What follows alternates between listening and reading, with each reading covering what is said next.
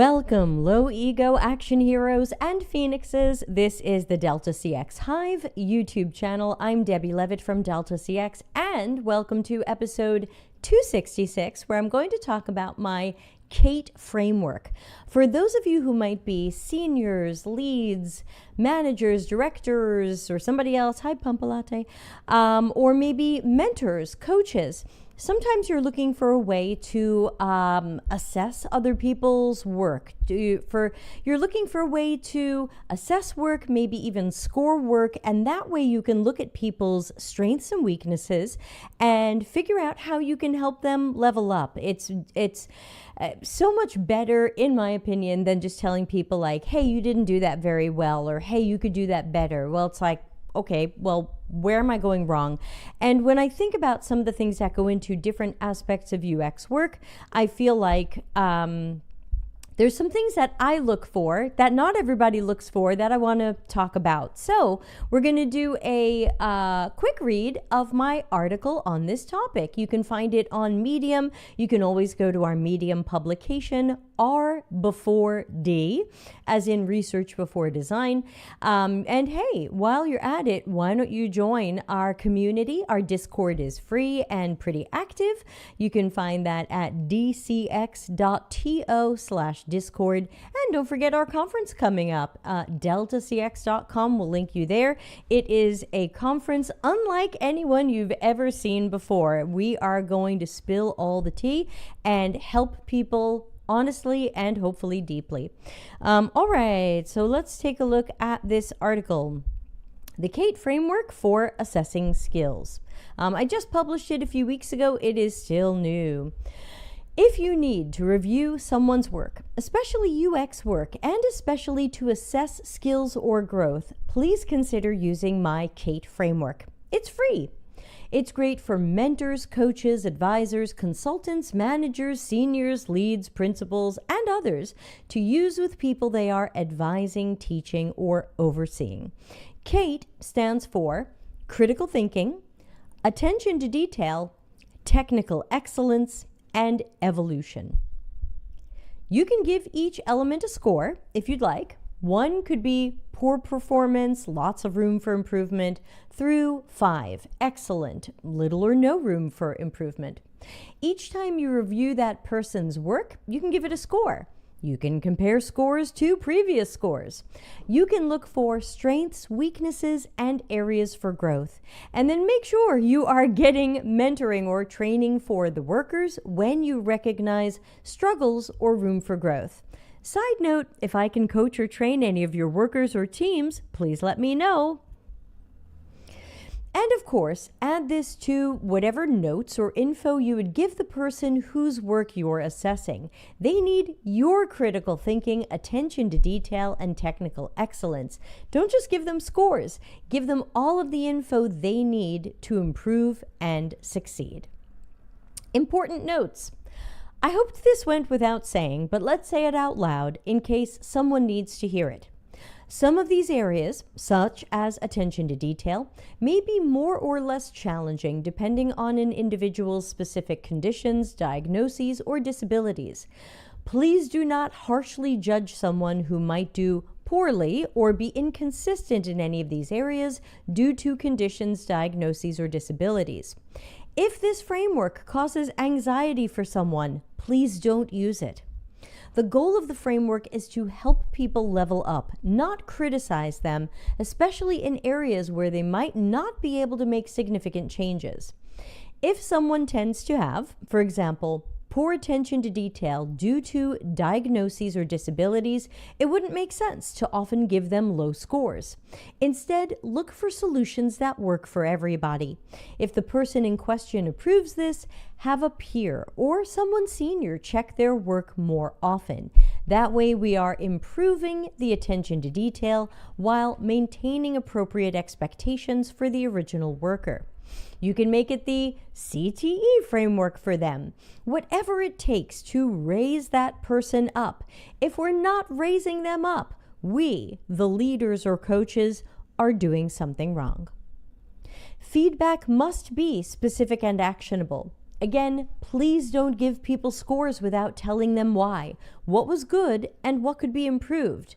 Don't just give someone a low attention to detail score without explaining that it was for spelling mistakes or some buttons were rounded and some were square. Make sure all feedback is specific and actionable. Use examples so people know exactly what you're talking about. Don't talk in sweeping generalities.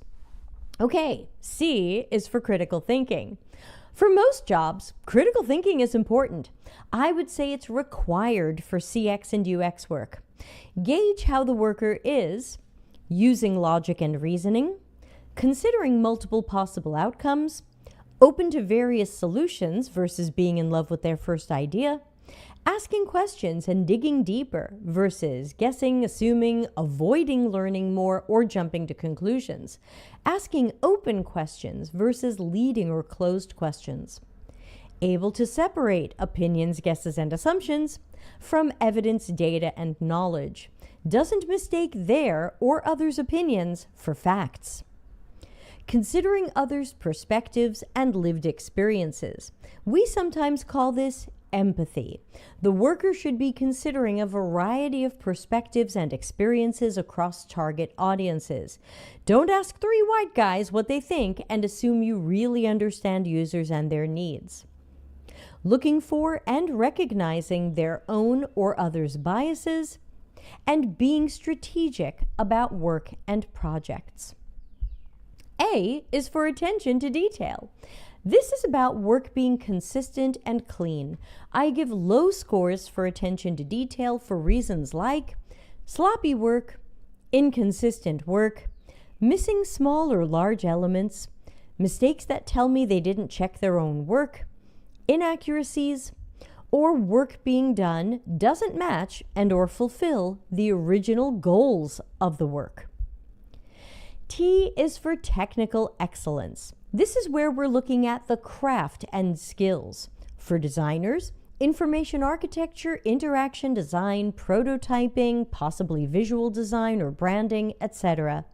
For researchers, planning, choosing the method, hi Ana Lucia, planning, choosing the method, creating the discussion guide, recruiting, moderating sessions, conducting interviews and observations, analyzing, synthesizing, reporting, etc.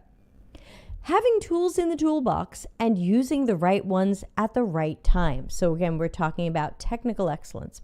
Don't run a survey if you need interviews. Don't create a wireframe if you need a prototype. Don't create an empathy map if it's all made up and or nobody plans to use it for anything. Knowing different types of methods, approaches, and techniques. Ensuring that research or design has accessibility at the center. Research must include people with varying conditions, diagnoses, and disabilities. Design should be usable and accessible by all. Documentation and presentations. No matter what work you do, it's important to be good at the paperwork, as well as writing and delivering presentations to teammates and or leaders. This might include public speaking skills, as well as knowing how much to present and at what level given the audience. Collaboration with respect. Respectful of others' time. Not inviting people to endless meetings, exercises, or workshops, but involving them where it makes sense. Doesn't turn everything into a workshop or UX by committee. And picking battles. There are times to fight for something once, times to fight for it more than once, and times to back down or compromise. E is for evolution. I would give a high score to someone who demonstrates that they are coachable, even if the other 3 areas have significant room for improvement. Do they learn from previous feedback, assessments, training, or advice? Or are they making the same mistakes over and over? Are they open to change? Or do they resist trying new things or using other techniques? Are they receptive to training and mentoring from experts? Or do they believe they know better? Do they give a coach, mentor, or trainer room to speak and teach? Or do they interrupt, especially to try to prove what they know or that they're right? Do they distract from the training to ask irrelevant and unrelated questions? And that's E for evolution. So what else might you add?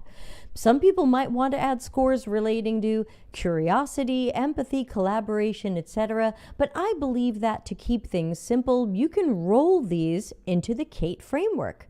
Curiosity is part of critical thinking. So is empathy. Collaboration is a part of technical excellence. But feel free to use CATE as a starting point.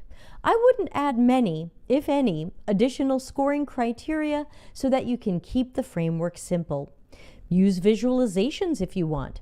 Some people like radar or spider charts. Use whatever method you prefer to communicate scores and progress, or their lack, clearly to others. Make sure that workers understand the CATE framework and how the work is being assessed. More importantly, make sure they have coaching, mentoring, training, leaders, or whatever they need to improve and grow. Hey, I do that. If you're a worker or a leader looking for coaching, advising, or the like for yourself or your team, please get in touch. We can always start with a free session and make a plan from there. I've been recently coaching individuals and teams in UX design and research, as well as growth and innovation, which I have a separate article about. So there you go. That is a little talk about CATE framework, and I wrote that article and I'm doing this video because I do get questions from people. How do you assess UX workers? How do you help people level up? What are you looking for when you look at someone's work? And that is your answer. Any thoughts or questions?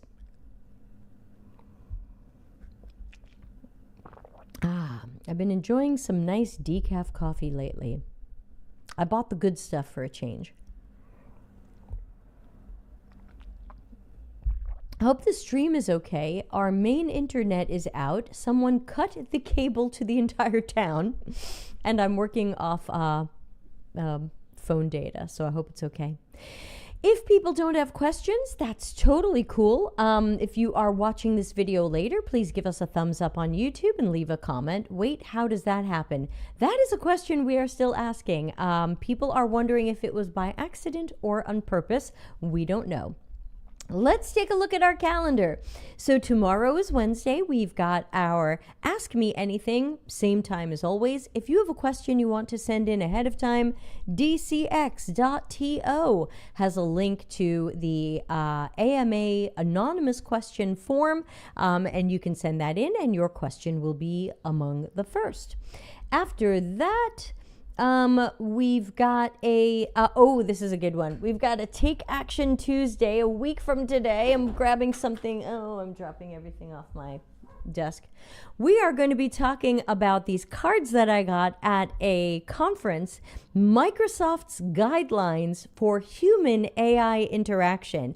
And ooh boy, get your critical thinking hats on because we will probably end up roasting these. So, come for the guidelines, stay for the roasting. Ana Lucia says, I should start taking notes whenever I think about a question. I had two, now I can't remember one. Yeah, I keep scrap paper at my desk and I scribble lots of stuff on there. I have lots of pens at my desk so I can always start scribbling. And let's see, I did that today, so I can cross that off. Yeah, scrap paper and pens. What can I say? Other stuff coming up, we've got the Delta CX conference. We're close to 30 registered people for that. So, of course, it's definitely happening. And we've got 3 days, and you can choose from different topics on different days. Day 1 is CX, UX, and dealing with difficult workplaces. Day 2 is time and energy management, which I'm super curious to see. And day 3 is career shifts and either moving out of UX or trying to do more freelancing or start your own business. So don't forget the conference. And then we've also got events coming up for weeks. I've planned weeks and weeks of stuff, everybody. So check out, there's a link to the events calendar on dcx.to. You can always check there. And I'm just going to check what's going on in our world. So, Okay, yes. So, again, if there aren't any other thoughts or questions or disagreements or room for improvement, I will play us out of here with our sensitive closing music. Oops. And I can certainly wrap us up. So everybody be well. Anna Lucy, if you think of your questions, put them in the Discord community. You know I'll be happy to answer them. Put them wherever you think they belong. Do you have a version of CATE for self-assessment? I find self-assessment is very hard. It's so hard to know how good we are at something. So I would say, we got a registration for the conference while I'm talking. Thanks to whoever did that. Super. People keep registering. You're going to love this event. I know it. And please tell your friends about it. So self-assessment is hard. How good am I at Italian? I don't know, because I'm not an expert who can then review my skills. So I think self-assessment is difficult, and I usually recommend that you have someone who is more of an expert assess you. Sorry, I know people wish they could self-assess, but it's just so hard. Someone registered for the conference. I'm so happy. Okay, and quick note about the conference. The speakers are all splitting the money. So in case you were worried that this all goes into my pocket, it does not. All the speakers are splitting the money, and I'm spending no money on marketing, and we have no sponsors. We are really trying to be a very different conference than you have seen before. All right, unless Ana Lucia thinks of another question, I'm going to flame us out of here, and I'll see everybody tomorrow for Ask Me Anything. Have a great rest of your day. Bye!